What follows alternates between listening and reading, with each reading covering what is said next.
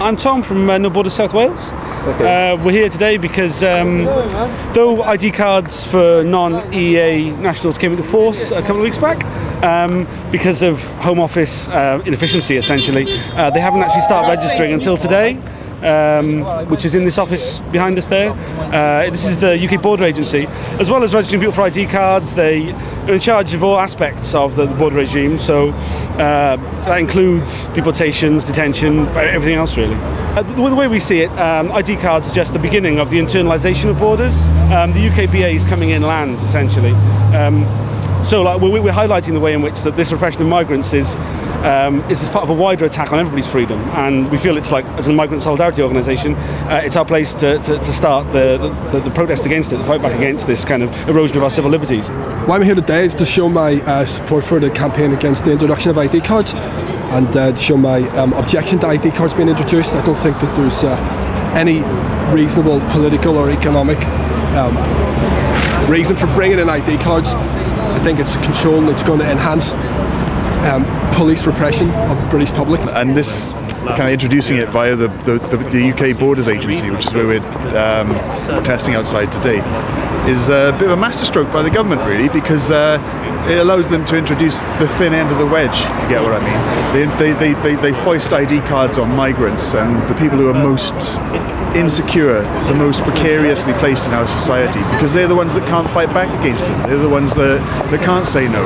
They've very cleverly, evilly picked on the weakest sectors of the community, so obviously asylum seekers and migrants, and then next they're going to be picking on students, so next year it's going to be British students who want the student loan. The government is starting to follow a path laid out by repressive regimes throughout history, enforcing ID cards on a particular migrant group. I mean, it's ID cards for foreigners, they call it themselves. So it's kind of worrying to me. They carry out snatch squads from here, where a bunch of people, UK border agents, go out in some blacked out vans at the back at 6 in the morning, break down people's doors, grab them and stick them on deportation flights. But they only do that to families, people with small children.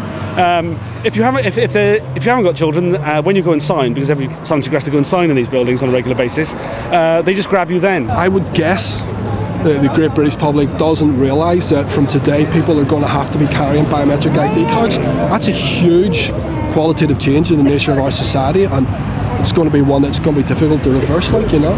It's not a coincidence that there's not a huge amount of discussion or debate about this, and that's part of the reason why we're here. It's been done on the quiet, it's been done on the sly, and when it affects those people, when it affects the majority of the British population, it's going to be too late, and they're going to need ID cards in order to get treatment on the NHS. They're going to need ID cards in order to get student loans, and we're going to have to fork out for them ourselves, which is the icing on the cake. But you know, it's going to come to us in a few years' time, and we're going to end up with compulsory ID cards. That's the government's stated aim, and this is the beginning of it. I think that's something that we should be fighting from the very start. Unfortunately, individually, you could say that people don't have a choice, but I think that if people organise collectively, yeah, they do have a choice, and that's part of the reason why we're here. Because if people allow themselves to feel individualised and atomised by the state, then no, they're not going to get a choice because the state's stronger. But once they start organising collectively, then they've got a choice, and then they can resist.